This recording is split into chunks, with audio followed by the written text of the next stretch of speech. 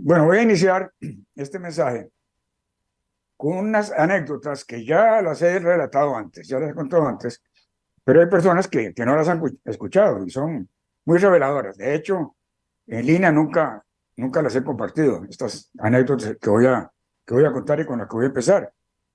Eh, Antes el- de los días de la famosa pandemia, durante varios viajes a Panamá, visitamos a una señora que había solicitado nuestra visita y se mostraba sumamente interesada.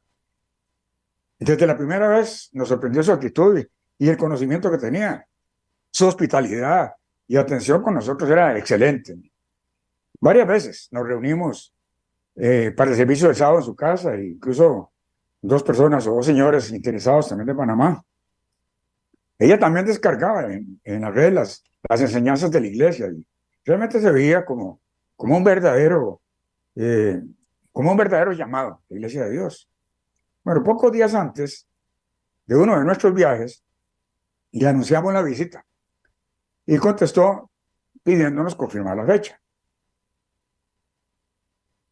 Pocos días antes, en uno de nuestros viajes, bueno, perdón, pocos días antes, sorprendentemente, fue como 15 días antes de la reunión anunciada, recibimos un correo de ella que en lo principal nos escribió, voy a leerlo textualmente como viene el correo, dice, mis amadas y estimados Juanita y señor Jorge, quiero comunicarles que no podré ser parte de la iglesia a la que ustedes pertenecen, pues he encontrado lo que mi corazón buscaba y anhelaba.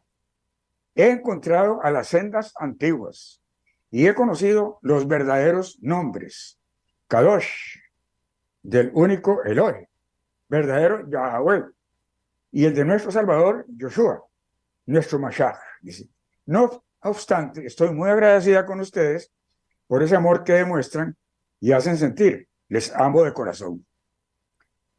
Claro que nos sorprendió por lo inesperado, pero no nos extrañó, porque anda circulando una intensa corriente y de mucho crecimiento conocida como el movimiento mesiánico.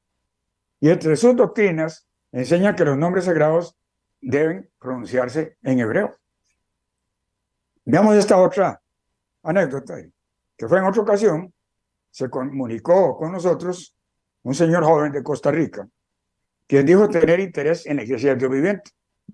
Y entre lo que le había llamado la atención es que había oído o entendido que uno de nuestros propósitos era la restauración del cristianismo original.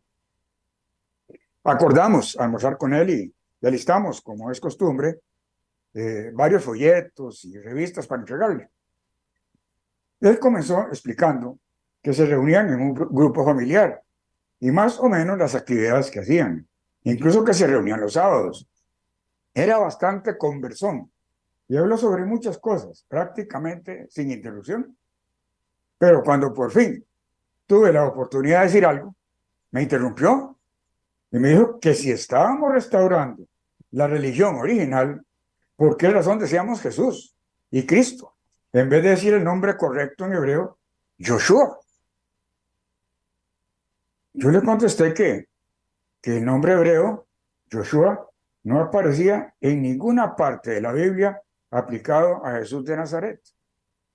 En el Antiguo Testamento aparecía traducido como Josué, hijo de Nun. Esto que sigue no se lo dije, ¿verdad? Pero para nosotros también aparece aplicado a otros tres personajes. Un Josué de Bet-Semes y otro Josué, gobernador de Jerusalén, y Josué, hijo de Josadac. Y entiendo que en hebreo se pronuncia algo así como Yehoshua, de acuerdo con lo que pude entender en la concordancia de Strong.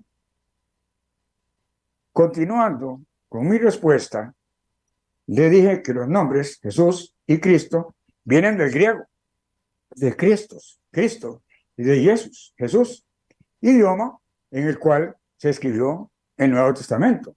Alzando la voz dijo, no, el Nuevo Testamento se escribió en griego, en hebreo, perdón. El Nuevo Testamento se escribió en hebreo. Bueno, qué pena, pero no había nada que contestar. Así concluyó la entrevista y las revistas y los folletos se quedaron en mi maletín. ¿Cómo ir contra la realidad histórica, la documentación y los registros? Yo me pregunto, para sostener una tesis que solo puede implicar fanatismo, puesto que fanático es aquel que afirma algo o sostiene un conocimiento sin tener una base real. Una anécdota más. Esta vez, de una familia de muchos años en la iglesia, muchos años, y muy querida por nosotros.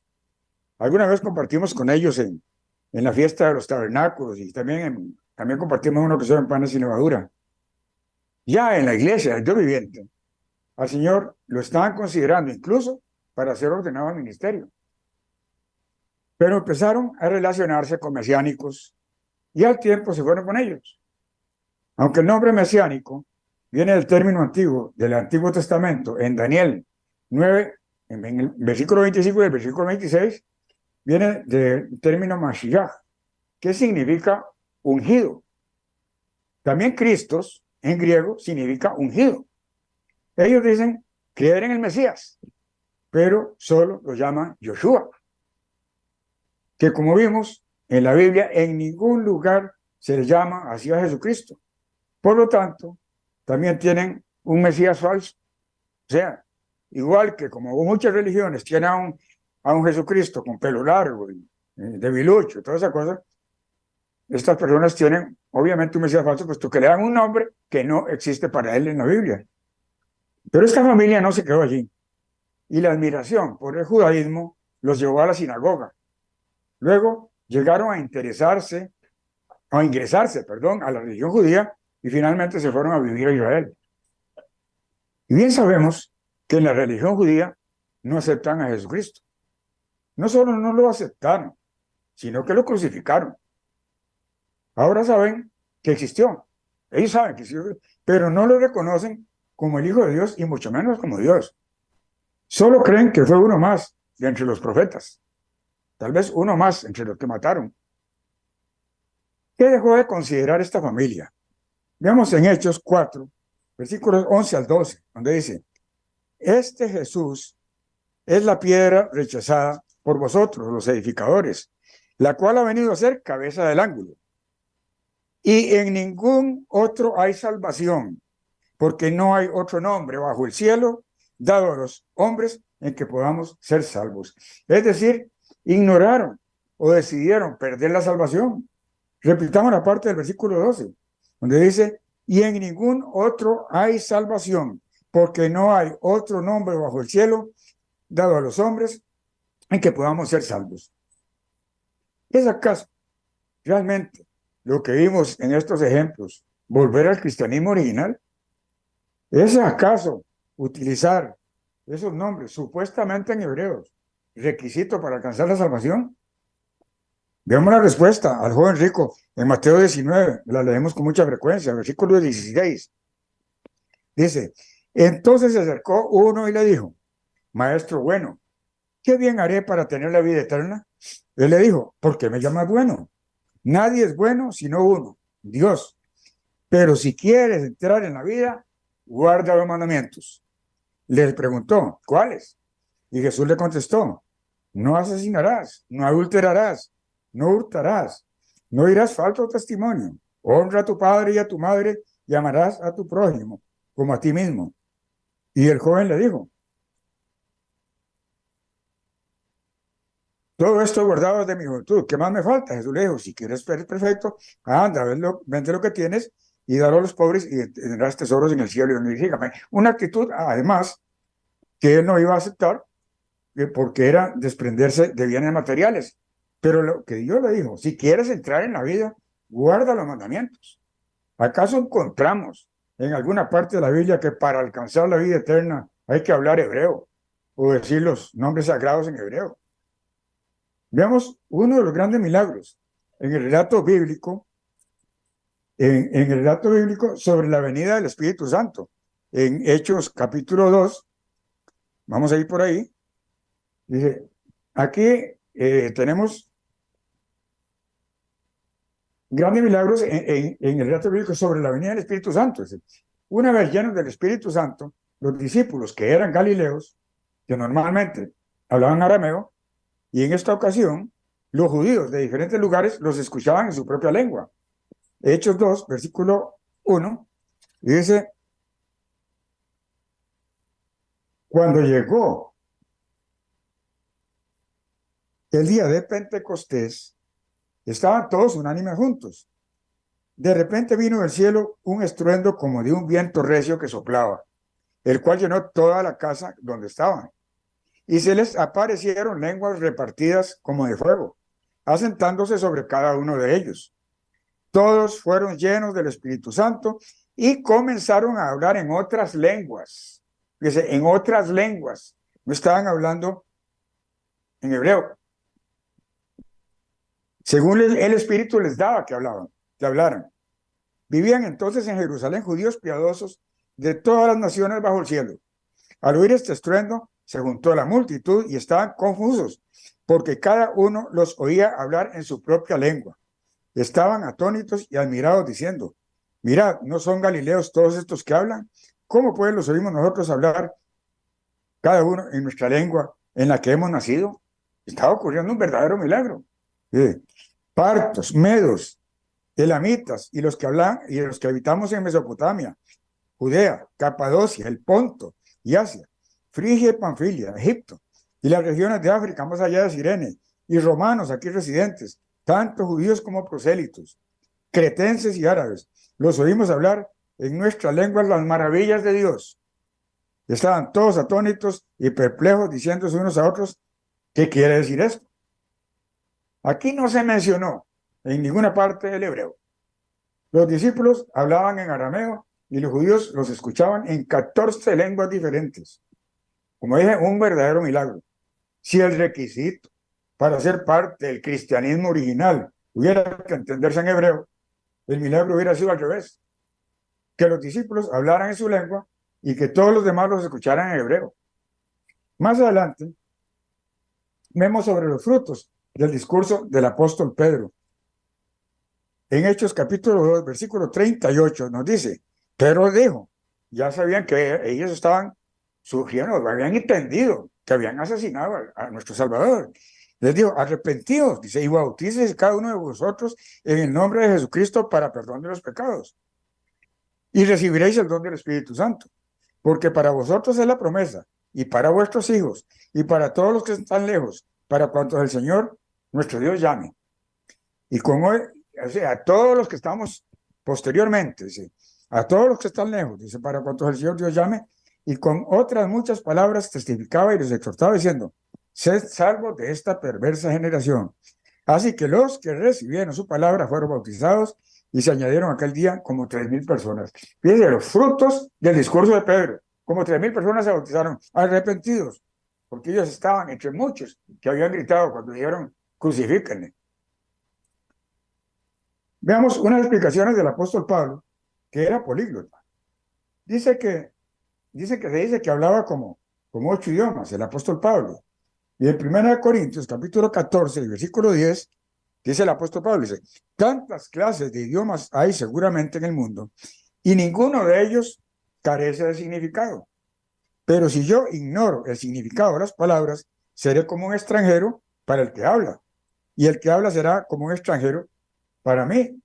Y el versículo 18 dice, doy gracias a Dios que hablo en lengua más que todos vosotros, pero en la iglesia prefiero hablar 5 palabras con mi entendimiento para enseñar también a otros que 10,000 palabras en lengua desconocida. Aquí está hablando que las lenguas realmente son idiomas, dice. Así que, hermanos, dice el versículo 39, dice, procurad profetizar y no impidáis el hablar en lenguas, pero hágase todo decentemente y en orden. O sea, que se puede hablar en todos los idiomas, en tanto que sea para edificar.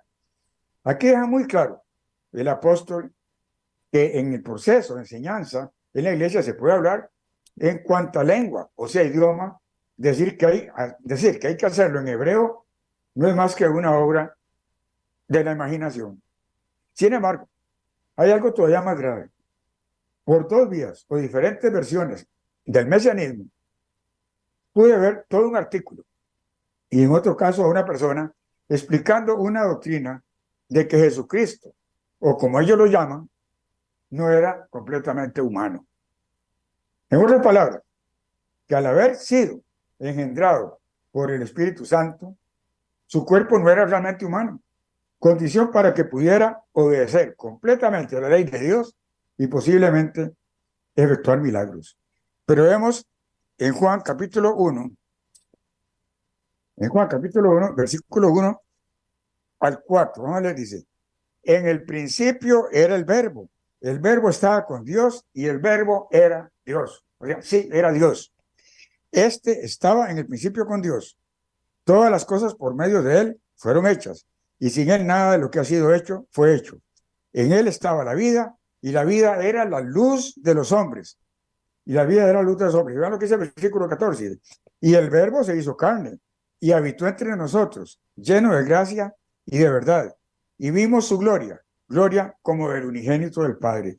Dice que vemos que Jesucristo, el verbo, el verbo es eterno, conjuntamente con el Padre efectuaba milagros.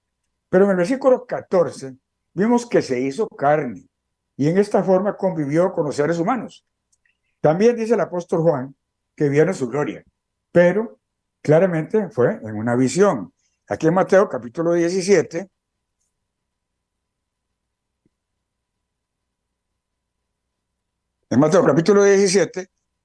versículo 1, leemos al 3, dice, 6 días después Jesús tomó a Pedro, a Jacobo y a su hermano Juan. Vimos que ellos habían visto su gloria, estos discípulos, ¿verdad? Y los llevó aparte a un monte alto. Allí se transfiguró delante de ellos y resplandeció su rostro como el sol, y sus vestidos se hicieron blancos como la luz. Y se les aparecieron Moisés y Elías, que hablaban con él. Bueno, pasemos al versículo 5, dice, mientras él aún hablaba, una nube de luz los cubrió y se oyó una voz desde la nube que decía, este es mi hijo amado, en quien tengo complacencia, a él oíd. Al oír esto, los discípulos se postraron sobre sus rostros y sintieron gran temor. Y entonces Jesús se acercó y los tocó y dijo, levantaos y no temáis. Cuando ellos alzaron los ojos, no vieron a nadie, sino a Jesús solo. Cuando descendieron del monte, Jesús les mandó diciendo, no digáis a nadie la visión hasta que el Hijo del Hombre resucite de los muertos. Vemos que Jesús, siendo humano, les permitió ver su gloria, pero en una visión. No fue que se transformó, dice que fue una visión. También vemos que Jesús era conocido por la gente de Nazaret como un ser humano. En Mateo capítulo 13,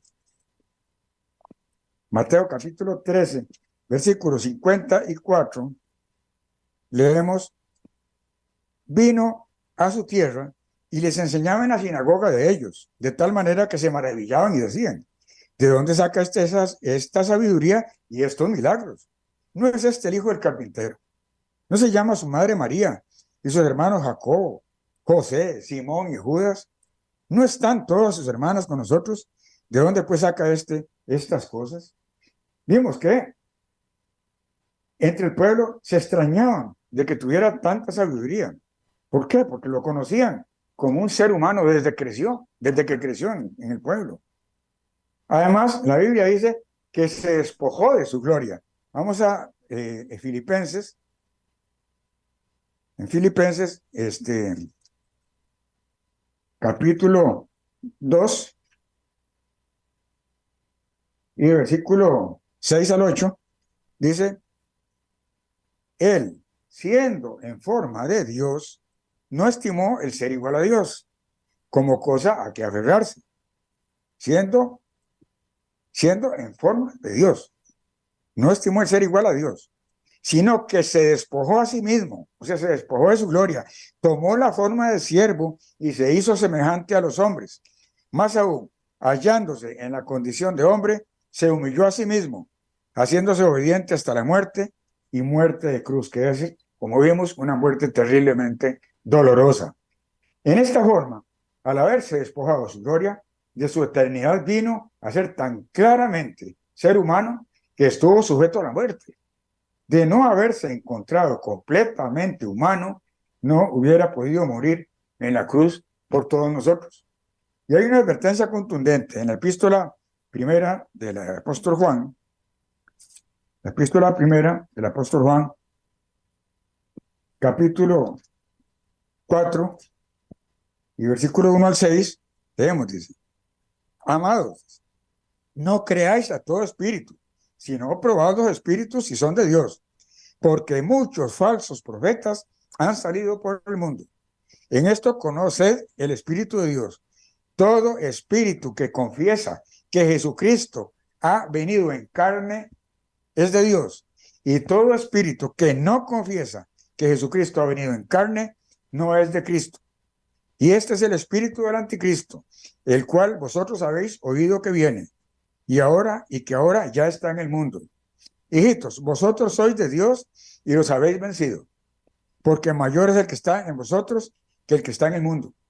Ellos son del mundo, por eso hablan de las cosas del mundo, y el mundo los oye. Nosotros somos de Dios. El que conoce a Dios nos oye. El que no es de Dios no nos oye. En esto conocemos el espíritu de verdad y el espíritu del error. Y en la segunda epístola también, en el capítulo 1, versículo 7 en adelante, dice: muchos engañadores, prácticamente está repitiendo el párrafo anterior, dice: muchos engañadores han salido por el mundo, que no confiesan que Jesucristo ha venido en carne. Lo que dije que estaban enseñando en ese artículo que leí de los mesiánicos, que no era completamente humano, que no confiesan que Jesucristo ha venido en carne. Quien esto hace es el engañador y el anticristo. Mirad por vosotros mismos, para que no perdáis el fruto de vuestro trabajo, sino que recibáis la recompensa completa. Cualquiera que se extravía y no persevera en la doctrina de Cristo, no tiene a Dios. El que persevera en la doctrina de Cristo, ese sí tiene al Padre y al Hijo. Si alguno viene a vosotros y no trae esta doctrina, no lo recibáis en casa ni le digáis bienvenido, porque el que le dice bienvenido participa de sus malas obras. Negar que Jesús no fue completamente humano, se nos advierte que es el espíritu del anticristo. Los relatos mencionados y todas estas cosas nos indican que debemos tener mucho cuidado y no dejarnos llevar por todo viento de doctrina. En Efesios capítulo 4,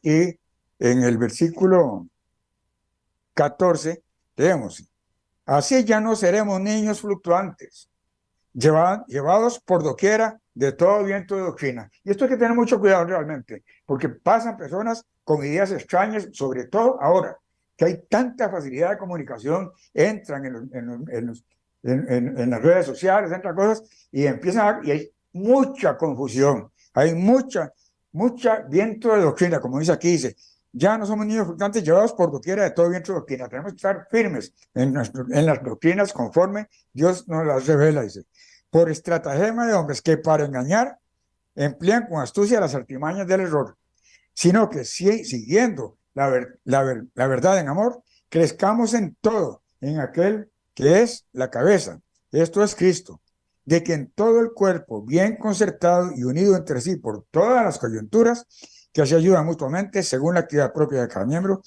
recibe su crecimiento para ir edificándose en amor, edificando no sé qué, en los caminos correctos de Jesucristo.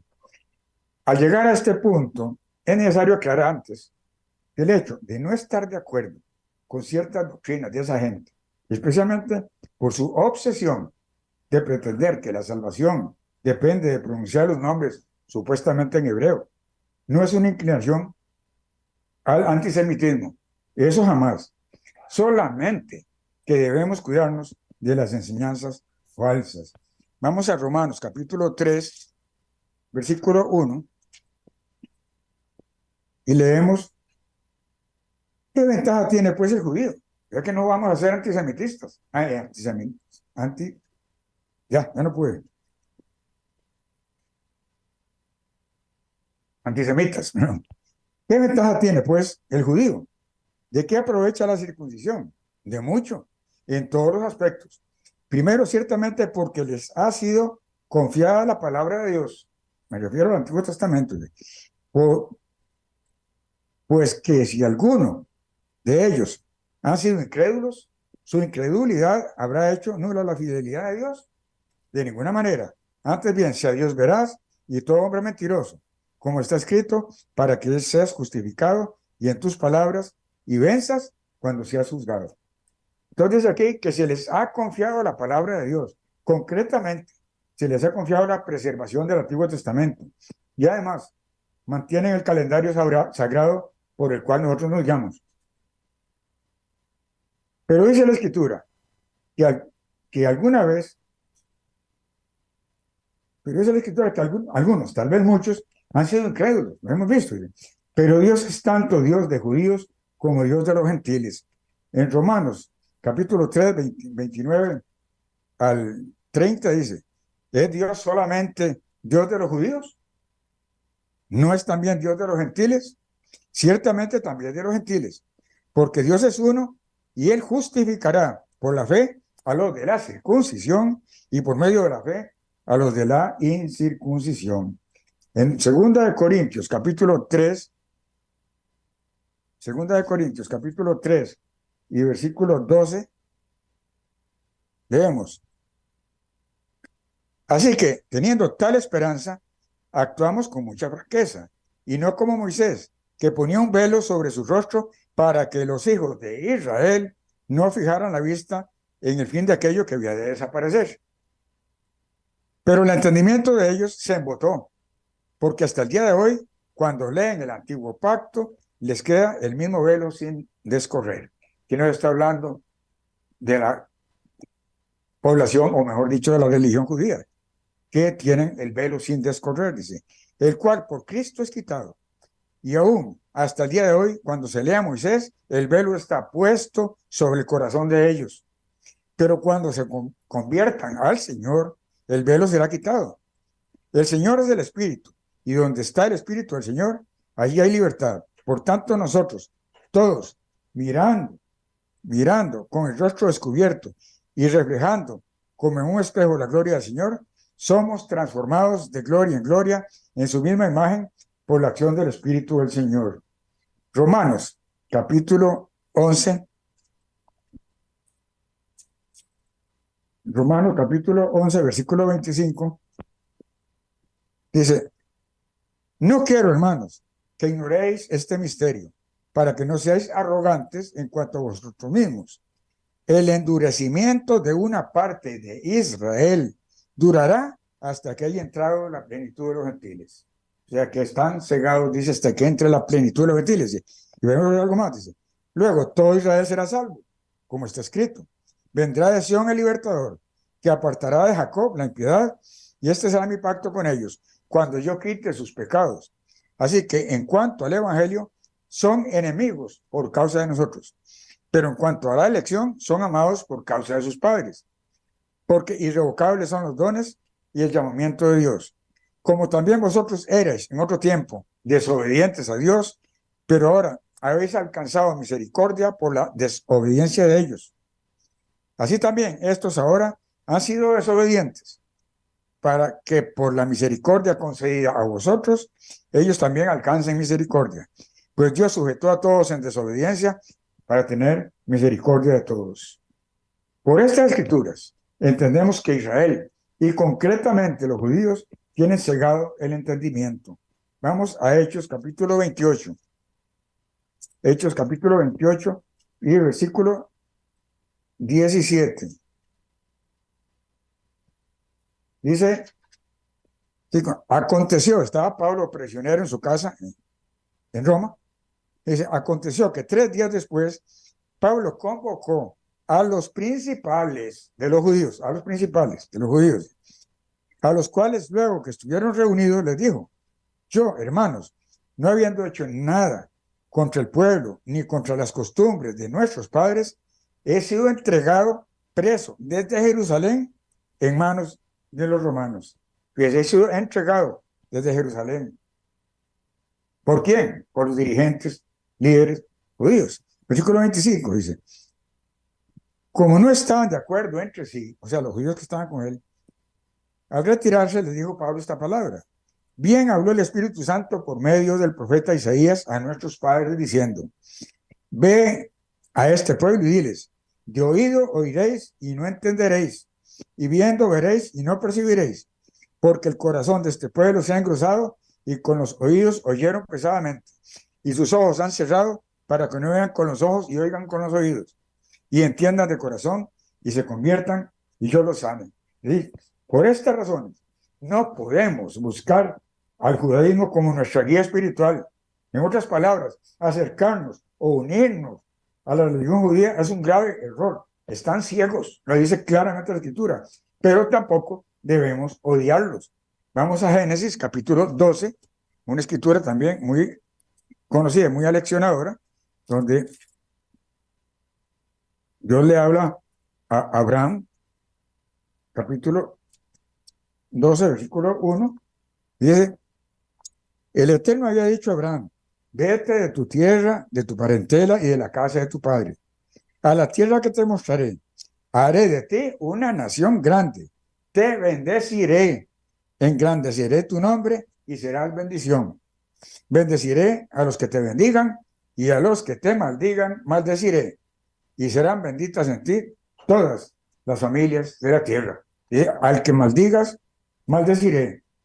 Y no puedo más que recordar este ejemplo, recordar al dictador Hugo Chávez de Venezuela, quien dijo a Israel, dijo, te maldigo desde lo más profundo de mis entrañas. Son palabras textuales del dictador Hugo Chávez. Poco tiempo después moría de cáncer en las entrañas. En las entrañas. Fue una prueba totalmente real, contundente. Yo creo que aquí estamos dentro de varios aspectos que es necesario dejar muy claros. Primero, hemos mencionado entre los propósitos de la Iglesia la restauración del cristianismo original, el que enseñaron Jesús y sus apóstoles originales. Luego, hablamos de grupos y una religión muy antigua que pueden confundir a los verdaderos discípulos de Jesucristo. Hablamos de los grupos mesiánicos que entre sus principales enseñanzas afirman que hay que nombrar al Salvador de la humanidad con un nombre equivocado y supuestamente en hebreo. Muchos también afirman que Jesús no fue en la tierra completamente humano e incluso que es el Hijo de Dios, pero que no es Dios. Nunca atacamos a nadie, pero debemos advertir a nuestros hermanos que no se dejen confundir con esas enseñanzas, algo que ha ocurrido con poca frecuencia, por dicha, pero que ha ocurrido y puede que todavía ocurra, por eso es necesario advertirlo. Con respecto a la religión antigua, me refiero a la religión del judaísmo y especialmente a sus líderes, porque en tiempos de Jesús, y vimos también en el día de Pentecostés, muchos judíos creyeron en él y se convirtieron. Se dice que especialmente venían de la tribu de Benjamín, una tribu que se hizo tan pequeña que prácticamente se había incorporado a la tribu de Judá. Pero el liderazgo judío en tiempos de Jesús era algo terrible. Eran malvados, mentirosos y asesinos. Y como bien lo dice la Biblia, estaban ciegos. Vamos a Mateo capítulo 15. Mateo capítulo 15 y versículos 12 al 14.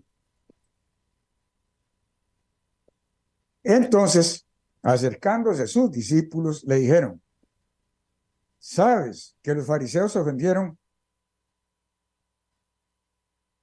cuando oyeron esta palabra? O sea, cuando estuvieron oyendo a lo que Jesús predicaba. Pero respondiendo él dijo, toda planta que no plantó mi Padre Celestial será desarraigada. Dejadlos, son ciegos, guías de ciegos. Y el ciego guía y si el ciego guía al ciego, ambos caerán en el hoyo. Eso nos está diciendo nosotros, no podemos dejar de guiar por gente que está ciega, que está cegada. En tiempo de Jesús, muchas veces intentaron matarlo por enseñar la verdad, hasta que al fin lo consiguieron, sobornando a Judas Iscariote. Podemos leer algunas, entre tantas escrituras, sobre su intención de destruirlo, así como asesinaron a muchos profetas. Mateo capítulo 23 y versículo 23 al 24. Dice, ay de vosotros, escribas y fariseos. ¿Verdad cómo lo dice Jesús? Y Jesús nunca mintió. Dice, hipócritas, porque diezmáis la menta, el anís y el comino, y dejáis lo más importante de la ley, la justicia, la misericordia y la fe. Esto era necesario hacer sin dejar de hacer aquello. Guías ciegos, que coláis el mosquito y tragáis el camello. Versículo 29 en adelante. Vamos a leer, dice. Ay de vosotros, escribas y fariseos, hipócritas, porque edificáis los sepulcros de los profetas y adornáis los monumentos de los justos. Y decís, si hubiéramos vivido en los días de nuestros padres, no habríamos sido sus cómplices en la sangre de los profetas. Esto están diciendo que no hubieran sido asesinos, y son asesinos. Con esto dais testimonio contra vosotros mismos de que sois hijos de aquellos que mataron a los profetas. Vosotros, pues, colmad la medida de vuestros padres. Serpientes, generación de víboras, ¿cómo escaparéis de la condenación del infierno? Por tanto, yo os envío profetas, sabios y escribas. De ellos a unos mataréis y crucificaréis, y a otros azotaréis en vuestras sinagogas y perseguiréis de ciudad en ciudad. Algo que definitivamente cumplieron, como se persiguieron a otros, como lo veremos luego. Así recaerá sobre vosotros toda la sangre justa que ha derramado sobre la tierra, desde la sangre de Abel, el justo, hasta la sangre de Zacarías, dijo de Berequías, a quien matasteis entre el templo y el altar. De cierto digo que todo esto vendrá sobre esta generación. Aquí vemos entonces que Jesús los llamaba siervos, pero definitivamente asesinos o quienes traían mensajes directamente de Dios. Se mataban a los profetas, a quienes decían la verdad. Mateo capítulo 26, versículo 1. Dice el complot contra Jesús. Cuando acabó Jesús todas estas palabras, dijo a sus discípulos, ¿sabéis que dentro de 2 días se celebra la Pascua? Y el Hijo del Hombre será entregado para ser crucificado. Entonces los principales sacerdotes, oiga, los principales sacerdotes, los escribas y los ancianos del pueblo se reunieron en el patio del sumo sacerdote llamado Caifás y se confabularon para prender con engaños a Jesús y matarlo. Pero decían, no durante la fiesta, para no se haga alboroto en el pueblo. Vemos que en el pueblo había gente que sí era seguidora de Jesús. Pero estos líderes querían hacerlo a escondidas para que el pueblo no se alterara. Entonces vemos aquí que el liderazgo, representado, fíjense, por el sumo sacerdote, los principales sacerdotes, los escribas y los ancianos, confabulados para asesinar a Jesús. Luego vemos la forma como sobornaron a Judas Iscariote, Mateo 26, versículo 14. Entonces uno de los 12, que se llamaba Judas Iscariote, fue a los principales sacerdotes. Ahí está toda la matráfica. Y les dijo, ¿qué me queréis dar? Yo lo entregaré. Ellos le asignaron 30 piezas de plata. Desde entonces buscaba oportunidad para entregarlo. Ahí estaba la confabulación con Judas Iscariote, de los principales líderes del judaísmo. Jesús incluso, para hacer el bien, tenía que ocultarse y pedir a quienes sanaba que no dijeran quién lo había sanado, porque entonces peligraría su vida. Veamos en Marcos, capítulo 1, versículo 40.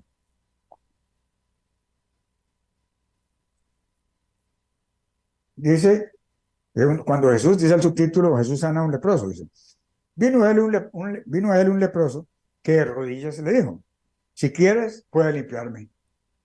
Jesús, teniendo misericordia de él, extendió la mano, lo tocó y le dijo, quiero, sé limpio. Tan pronto terminó de hablar, la lepra desapareció del hombre y quedó limpio. Entonces lo despidió enseguida y le ordenó estrictamente, Jesús dice, mira, no digas a nadie nada, sino ve, muéstrate al sacerdote y ofrece por tu purificación lo que Moisés mandó para testimonio de ellos. Vaya, haga las cosas como las hacen en el templo, no tiene que decir nada. Pero al salir comenzó a publicar y a divulgar mucho el hecho, de manera que ya Jesús no podía entrar abiertamente en la ciudad, sino que se quedaba afuera, en los lugares desiertos, y venían a él de todas partes. O sea, tenía que ocultarse Jesús. Como Jesús Entonces, porque peligraba su vida, no podía dejar que se supiera que milagros estaba haciendo. Como vemos en Lucas capítulo 19, versículo 45, leemos, dice, entrando en el templo, comenzó a echar fuera a todos los que vendían y compraban en él, diciéndoles, escrito está, mi casa es casa de oración, pero vosotros la habéis hecho cueva de ladrones. Y enseñaba cada día en el templo, pero los principales sacerdotes, los escribas y los altos dignatarios ¿verdad? Del pueblo procuraban matarlo. Sí, porque estaba haciendo bien, limpiando el templo, todos esos grandes líderes querían matarlo, pero no hallaban nada que pudieran hacer porque todo el pueblo estaba pendiente de sus palabras. Entonces, Jesús se propuso limpiar el templo de tanto abuso, pero la reacción de los principales sacerdotes, los escribas y los altos dignatarios, como le vimos ahí, era procurar matarlo. Esa era la reacción de ellos, procurar matarlo. Después del milagro de la resurrección de Lázaro, muchos judíos del pueblo quisieron ver a Jesús y a Lázaro, pero los celos de los principales sacerdotes los hacía querer matar a Jesús y también a Lázaro. Veamos en el capítulo 12 de Juan, del Evangelio de Juan, capítulo 12, versículo 9, dice, gran multitud de los judíos supieron entonces que él estaba allí, viendo a Jesús, y fueron, no solamente por causa de Jesús, sino también para ver a Lázaro, a quien había resucitado de los muertos. Pero, otra vez, los principales sacerdotes acordaron dar muerte también a Lázaro, porque a causa de él, muchos de los judíos se apartaban y creían en Jesús. Jesús, una vez capturado, fue llevado ante el sumo sacerdote y todos los principales sacerdotes, los ancianos, los escribas y todo el concilio acusaban con mentiras y daban falsos testimonios para condenar a Jesús. Veámoslo en Marcos capítulo 14. Marcos capítulo 14 y versículo 53. Dice, trajeron pues a Jesús al sumo sacerdote y se reunieron todos los principales sacerdotes, los ancianos y los escribas. Salto que al versículo 55 dice, los principales sacerdotes y todo el concilio buscaban testimonio contra Jesús para entregarlo a la muerte, pero no lo hallaban, porque muchos daban falso testimonio contra él, pero sus testimonios no concordaban. Claro, eran mentiras, no iban a concordar. Entonces, levantándose unos, dieron falso testimonio contra él, diciendo, bueno, iban las mentiras, ¿verdad? Un montón de mentiras. ¿Sí? El versículo 61 dice, pero él callaba y nada respondía. El sumo sacerdote le volvió a preguntar, ¿eres tú el Cristo, el Hijo del Bendito? Jesús le dijo, yo soy. Y veréis al Hijo del Hombre sentado a la diestra del poder de Dios y viniendo en las nubes del cielo. Bueno, habló Jesús, diciendo algo que nos está prometiendo. Entonces el sumo sacerdote, rasgando su vestidura, dijo, ¿qué más necesidad tenemos de testigos? ¿Habéis oído la blasfemia? ¿Qué os parece? Y todos ellos, todos, lo condenaron, declarándolo digno de muerte. Entonces algunos comenzaron a escupirlo, a cubrirle el rostro, a darle puñetazos y decirle, profetiza. También los guardas le daban puñetazos. Y todos, en coro, absolutamente todos en coro, lo condenaban. Después de la ascensión de Jesús al cielo, los celos del sumo sacerdote y los saduceos, al ver el crecimiento de la iglesia, como vimos con el discurso de Pedro, que en ese momento se bautizaron 3,000, al ver el crecimiento de la iglesia, continuaron con una feroz persecución de los apóstoles, encarcelándolos para luego matarlos. Pero en muchos casos, Dios, por medio de sus ángeles, liberó a los apóstoles. Veamos en Hechos, capítulo 5, versículo 17, dice, entonces, levantándose el sumo sacerdote y todos los que estaban con él, esto es con Pedro, Juan, dice, y todos los que estaban con él, esto es, la secta de los saduceos, se llenaron de celos, ¿verdad? Y echaron mano a los apóstoles y los pusieron en la cárcel pública. Pero un ángel del Señor, abriendo de noche las puertas de la cárcel y sacándolos, dijo, y puestos en pie en el templo, anunciad al pueblo todas las palabras de esta vida, porque ellos decían la verdad, había que encarcelarlos y matarlos. Veamos, aquí dicen, un poquito atrás, en el versículo 14, los que creían en el Señor aumentaban más, gran número de hombres y de mujeres. Esto provocó los celos de esta gente. Tenían celos y mataban a los discípulos o los encarcelaban. Pero vamos sí, con todo eso, porque muchos fueron liberados, también muchos fueron asesinados. Veamos algunas partes de lo ocurrido a Esteban. En el capítulo 6, versículo 8, leemos, dice, al resto de Esteban, dice, Esteban, lleno de gracia y de poder, hacía grandes prodigios y señales entre el pueblo. Hombre de tantísima fe como Esteban. Entonces algunos de la sinagoga llamada de los libertos y los de Cirene, de Alejandría, de Cilicia y de Asia, se levantaron para discutir con Esteban, pero no podrían resistir la sabiduría y el espíritu con que hablaba. Algunos de la sinagoga, incapaces de contradecir a Esteban, buscaron testigos falsos para condenar a Esteban. Vea lo que sigue ahí en versículo 11, dice. Entonces sobornaron a unos para que dijeran que lo habían oído hablar palabras blasfemas contra Moisés y contra Dios. Y alborotaron al pueblo, a los ancianos y a los escribas, arremetiendo, lo arrebataron y lo trajeron al concilio. Pusieron testigos falsos que decían, este hombre no cesa de hablar palabras blasfemas contra este lugar santo y contra la ley. Todo esto estaban diciendo. Esteban, en su defensa, presenta una narración magistral de la historia de Abraham. Se lleva como 2 páginas de la Biblia, concluyéndola con una acusación a los líderes judíos por su maldad. En Hechos 7, versículo 52, ahí viene todo el discurso de Esteban, que es una narración que vale la pena leer muchas veces.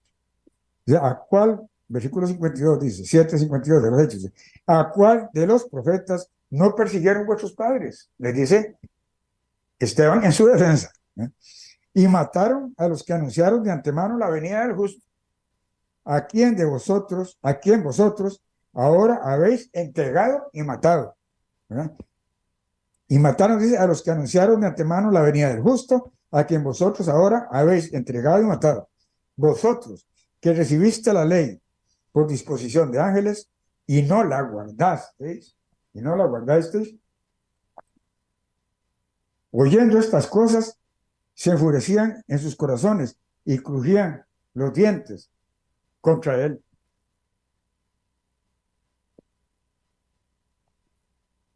Furiosos, ¿cuál fue su respuesta? Fue asesinarlo. Versículo 57. Entonces ellos gritando se taparon los oídos y arremetieron a una contra él. Lo echaron fuera de la ciudad y lo apedrearon. Los testigos pusieron sus ropas a los pies de un joven que se llamaba Saulo. Mientras lo apedreaban, Esteban oraba y decía, Señor Jesús, recibe mi espíritu. Y puesto de rodillas, clamó a gran voz diciendo, Señor, no les tomes en cuenta este pecado. No les tomes en cuenta este pecado. Como un hecho sorprendente, Saulo, que era fariseo, estaba presente en la ejecución de Esteban. Vemos el versículo que sigue, 8:1, capítulo que sigue. Y Saulo consentía en su muerte. Pero veamos un caso notorio. ¿Estaba acaso Pablo, en este tiempo Saulo, ciego? ¿Estaría ciego? Claro, asesinaba al incipiente pueblo de Dios. Entonces Jesucristo decide quitarle el velo, el único, como vimos antes, que puede quitar el velo de la ceguera. Y en Hechos capítulo 9, versículo 1, leemos, Saulo, respirando aún amenazas y muerte contra los discípulos del Señor, vino al sumo sacerdote y le pidió cartas para las sinagogas de Damasco, a fin de que se hallaba algunos hombres o mujeres de este camino, los trajera presos a Jerusalén. Pero yendo por el camino, aconteció que al llegar cerca de Damasco, repentinamente lo rodeó un resplandor de luz del cielo, y cayendo en tierra, oyó una voz que le decía, Saulo, Saulo, ¿por qué me persigues? Y él le dijo, ¿quién eres tú, Señor? Y le dijo, yo soy Jesús, a quien tú persigues. Dura cosa te es dar cosas contra el aguijón. Él, temblando y temeroso, dijo, Señor, ¿qué quieres que yo haga? El Señor le dijo, levántate y entra en la ciudad y allí se te dirá lo que debes hacer. Los hombres que iban con Saulo se pararon atónitos porque la verdad oían la voz, pero no veían a nadie. Entonces Saulo se levantó del suelo y abriendo los ojos no veía a nadie. Así que llevándolo de la mano, lo metieron en Damasco. Veamos más adelante porque Dios o Jesús, por medio de un creyente, un discípulo, Ananías, llega y le devuelve la vista, dice. Versículo 17 dice, fue entonces Ananías y entró en la casa y poniendo sobre él las manos dijo, hermano Saulo, el Señor Jesús, que se te ha... La reacción contra Pablo fue tremenda. Múltiples veces intentaron matarlo. Escribas, fariseos, saduceos y el sacerdocio judío en general, no siendo llamados al camino de Dios, celosos, perseguían hasta la muerte. Incluso perseguían a los miembros de su pueblo que se habían convertido a Jesucristo. En el pueblo judío, la mayoría son personas buenas, pero su liderazgo cegado mantiene su religión bajo engaño. Pablo apeló a César, siendo ciudadano romano, para ser llevado a Roma y finalmente termina encarcelado. En la actualidad, obviamente, los líderes de la religión judía no muestran ese comportamiento. Son personas más tranquilas. Pero sí podemos entender desde las páginas de la Biblia que todavía están ciegos, ya que en varias escrituras Dios nos revela que recuperarán la vista hasta que llegue el mundo de mañana, es decir, dentro del contexto del reino de Dios. Podemos leer en Isaías capítulo 35, Isaías capítulo 35, versículo 5. Dice, Isaías capítulo 35, versículo 5, dice, entonces los ojos de los ciegos serán abiertos, dice, y destapados los oídos de los sordos. Pero vemos que está el subtítulo aquí del capítulo, dice, futuro glorioso de Sión. Se alegrará en el desierto y el erial, la estepa se gozará y florecerá como la rosa. Bueno, conocemos esta escritura, pero concluye aquí con lo que dice, entonces los ojos de los ciegos serán abiertos y destapados los oídos de los sordos. Entonces, hasta en ese tiempo, como dice aquí el subtítulo, no inspirados del párrafo que dice futuro glorioso de Sión, no será sino en ese tiempo cuando realmente se les harán abiertos los ojos. También hay que tener cuidado entonces de dejarnos llevar o guiar por los líderes de la religión judía, porque están ciegos y engañados, y lo peor es que no consideran a Jesucristo como Mesías, en el único nombre en que hay salvación. En la revista El Mundo de Mañana, de enero y febrero de este año, el 23, leemos en un artículo del señor Peter Nathan, aquí se llama La causa de los males de Israel, pero aquí en la página 15 voy a leer un párrafo. Me dice, el historiador israelí Martin Kramer señala en una serie de artículos sobre la declaración de independencia israelí que David Ben-Gurión, jefe de la administración del pueblo y próximo a ser el primer ministro del nuevo Estado de Israel, quiso que la declaración fuera aceptable tanto para religiosos como para ateos.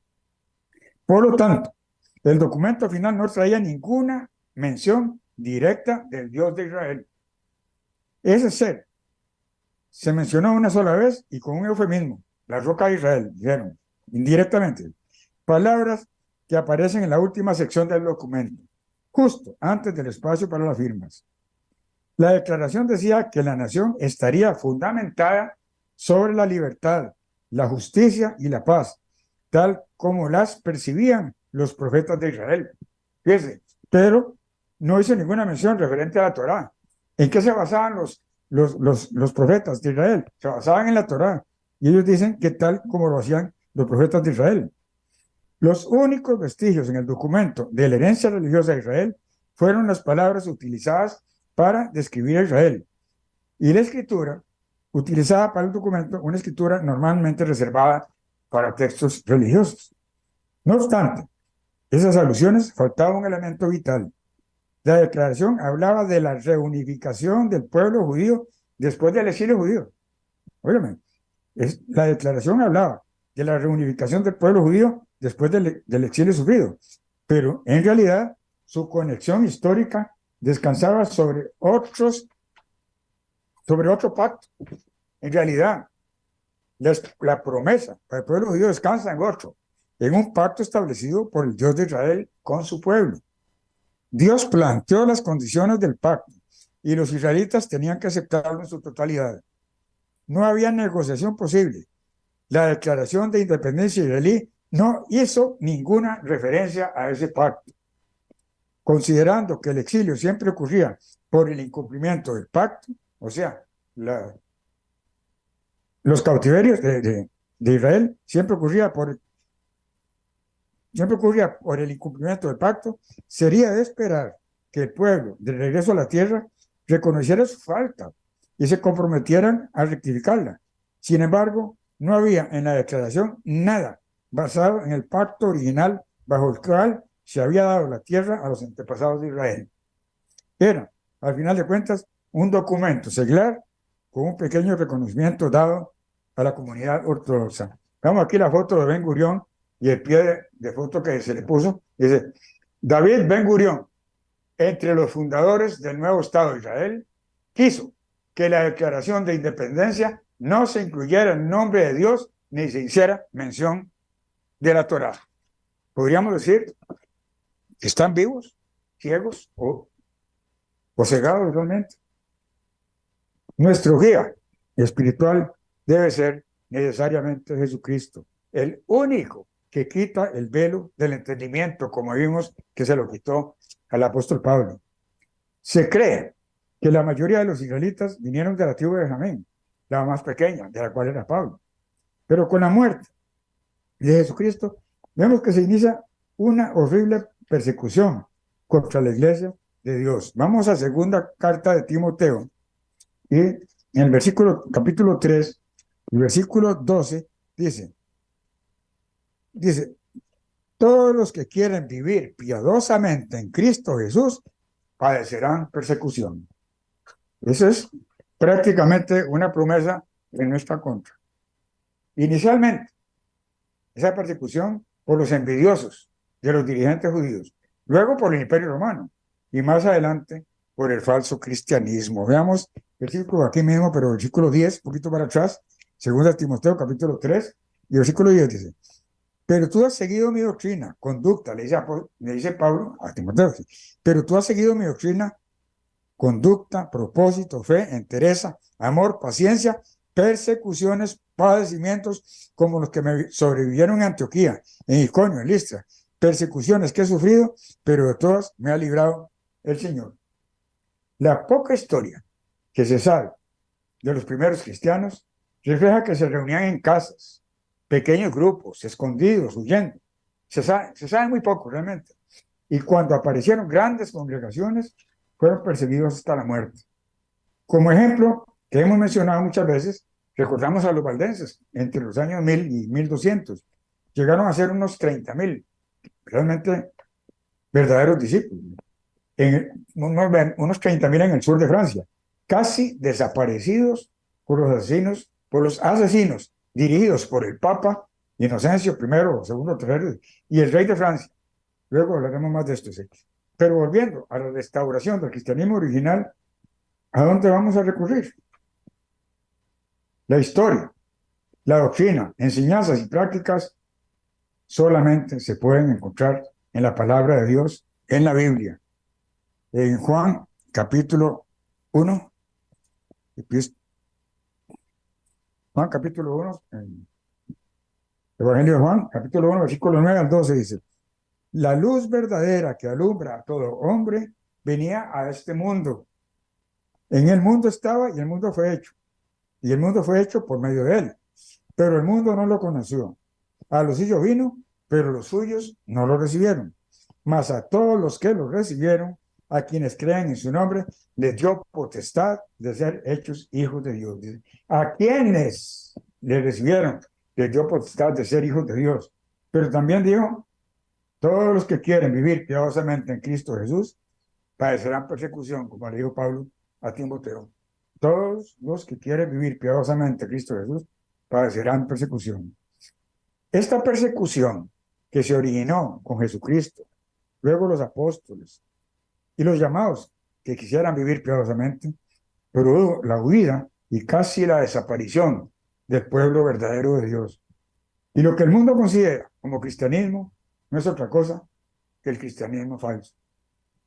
Jesse Lyman Hurwood, historiador evangélico protestante, escribió este libro con el nombre ostentoso de Historia de la Iglesia Cristiana. Veamos esta comparación interesante. En la página 39,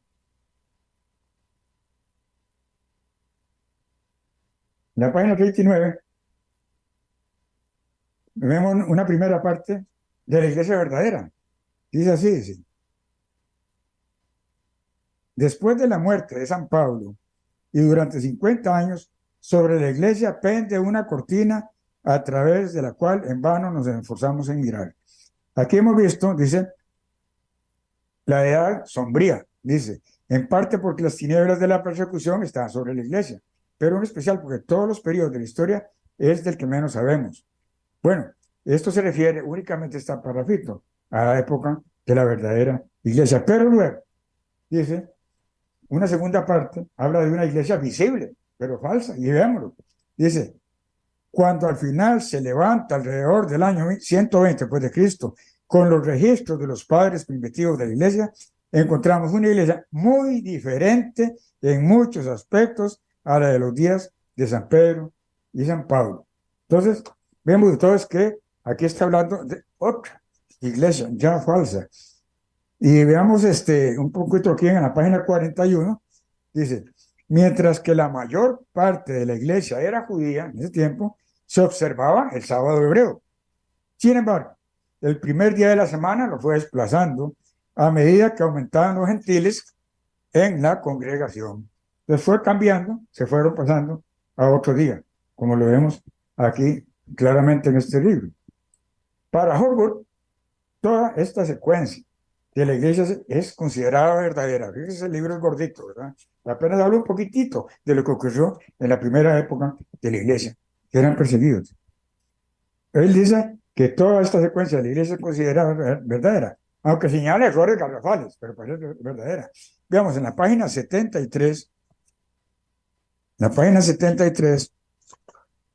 dice, fíjense lo que dice aquí, dice,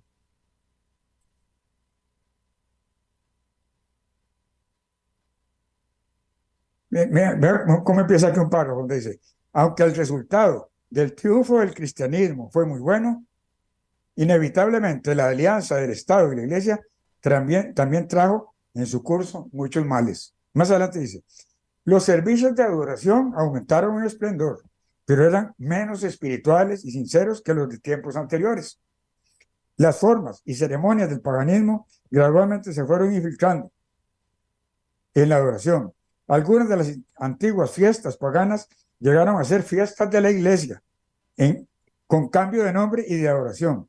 Alrededor del año 405 después de Cristo, en los templos comenzaron a aparecer, a adorarse y rendirse culto a las imágenes de santos y mártires. La adoración de la Virgen María sustituyó a la adoración de Venus y Diana. La cena del Señor llegó a ser un sacrificio en lugar de un acto recordatorio. Veamos que la Pascua es recordación. Entonces dice, en vez de ser un acto recordatorio, llegó a ser un sacrificio. El anciano evolucionó de predicador a sacerdote.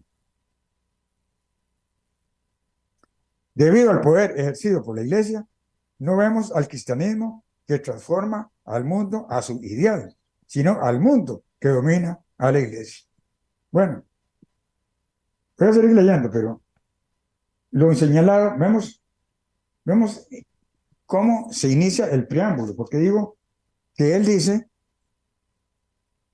está hablando de falsedades en la iglesia, aquí lo está diciendo claramente, va siguiendo la historia conforme fueron pasando los años, pero en el preámbulo dice, esta historia de la iglesia cristiana es vívida y ardientemente evangélica, condensando en unas cuantas páginas en comparación con otros. Se halla el luminoso relato de la institución más poderosa que ha bendecido a la humanidad. ¿Será cierto esto? La institución más poderosa que ha bendecido a la humanidad. Así lo considera el historiador. Y da por iglesia verdadera a todas esas iglesias visibles, que comienza con los perseguidores, la alianza con los paganos de Roma, y especialmente en el concilio de Nicea en el año 325 después de Cristo. Este concilio de Nicea, presidido por Constantino, que había puesto antes de Cristo. No vale, obviamente, la pena leer más ese libro, como vimos. Considera a la iglesia falsa como verdadero cristianismo. Luego continúa la historia a lo largo de la Edad Media. Trata la reforma protestante como si fuera parte de la iglesia verdadera. Y menciona el exitoso crecimiento de la iglesia evangélica en Estados Unidos y Canadá. El exitoso. ¿Dónde quedó el verdadero cristianismo de Jesucristo y sus apóstoles? ¿Dónde quedó la obediencia a los 10 mandamientos? Precisamente, el fundador de las iglesias evangélicas, Martín Lutero, afirmó que no era necesario guardar los mandamientos de Dios. Pero el verdadero cristianismo, los fieles continuamente perseguidos, se mantuvieron prácticamente en la oscuridad. Pequeños grupos en casas, montañas y cuevas. Y cuando aparecen los valdenses, como ya lo mencioné, en el sur de Francia, unos 30.000 miembros son perseguidos hasta la muerte. Su mayor crecimiento entre los años 1000 y 1200, luego de las masacres y persecuciones, un pequeño, muy pequeño remanente huye a Inglaterra, a la Anglia, que es hacia el sur de la isla. Aquí vuelven a crecer hasta otra gran persecución en el siglo XVI. De estos, algunos remanentes huyen a los Estados Unidos, donde todavía se conservan recuerdos como una iglesia o templo de madera que le hemos visto, ya puesto en algunas revistas, donde se reunían y se predicaba el sábado de Dios. Más adelante se extienden hacia el oeste de los Estados Unidos, donde en Eugene, Oregón, a principios del siglo XX, nace la era de Filadelfia, o sea, en el espíritu de la cual es que debemos permanecer por las promesas de Dios. Veámoslo en Apocalipsis capítulo 3, ¿a dónde debemos permanecer? Apocalipsis capítulo 3, versículo 10. Versículo 10 hasta el 13. Por cuanto has guardado la palabra de mi paciencia, yo también te guardaré de la hora de la prueba que ha de venir sobre el mundo entero para probar a los que habitan sobre la tierra. Siendo referencia a la gran tribulación. Dice, te vamos a librar a ti. Vengo pronto. Retén lo que tienes para que ninguno tome tu corona. Somos designados para ser reyes. Al vencedor yo lo haré columna en el templo de mi Dios y nunca más saldrá de allí. Escribiré sobre él el nombre de mi Dios y el nombre de la ciudad de mi Dios, la nueva Jerusalén, la cual desciende del cielo con mi Dios y mi nombre nuevo. El que tiene oído, oiga lo que el Espíritu dice a las iglesias. Vemos las promesas de Dios para los verdaderos discípulos de Filadelfia, pero también ha puesto una puerta abierta para la predicación del verdadero evangelio. Versículo 7, un poquito más arriba. Escribe al ángel de la iglesia en Filadelfia. Esto dice el santo, el verdadero, el que tiene la llave de David y el que abre y ninguno cierra, y cierra y ninguno abre. Yo conozco tus obras, por eso he puesto delante de ti una puerta abierta, la cual nadie puede cerrar, pues aunque tienes poca fuerza, has guardado mi palabra y no has negado mi nombre.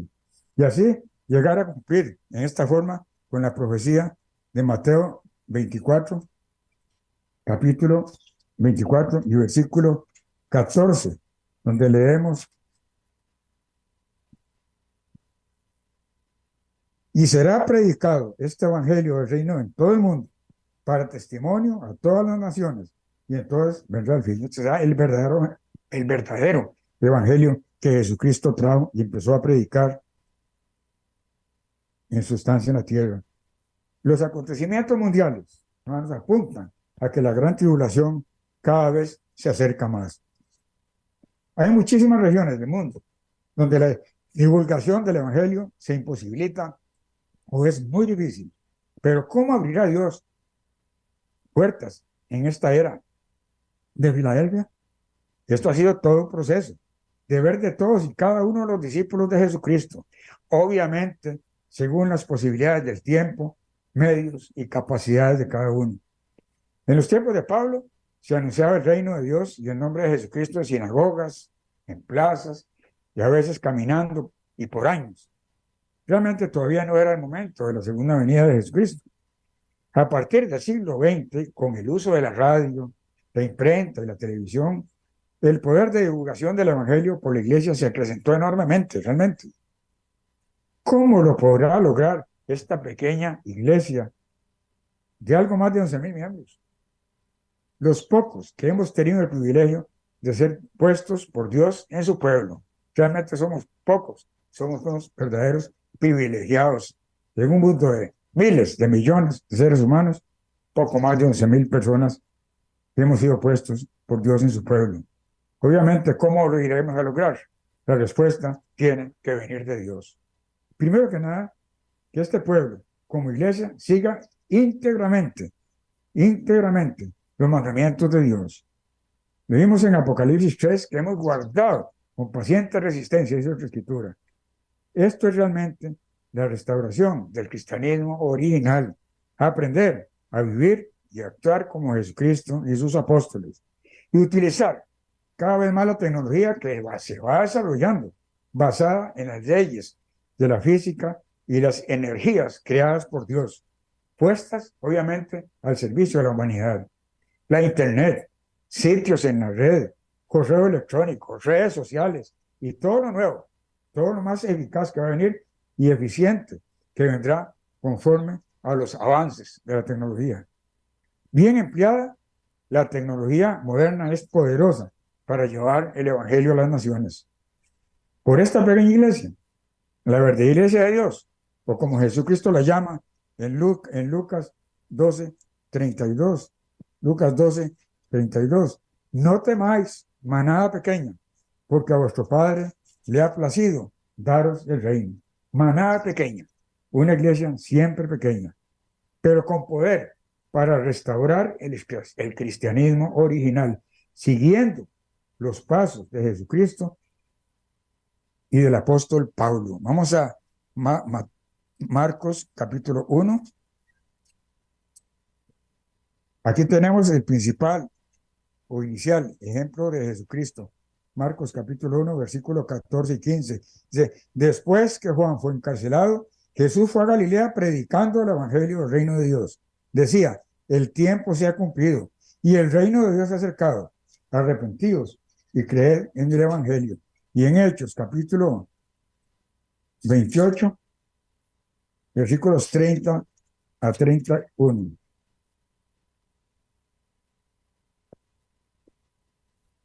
Versículos 30 a 31, veamos, Pablo permaneció 2 años enteros en una casa alquilada y recibía a todos los que a él venían, predicaba el reino de Dios y enseñaba acerca del Señor Jesucristo, abiertamente y sin impedimento. Aquí, en el Evangelio de Marcos, nos ordena atentamente obedecer la ley de Dios y predicar el Evangelio, anunciar el reino de Dios. Y Mateo 6:33 nos dice,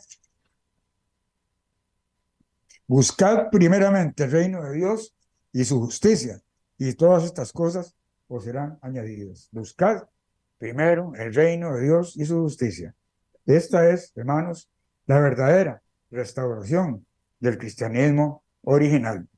Que tengan una linda tarde y un resto de sábado muy provechoso.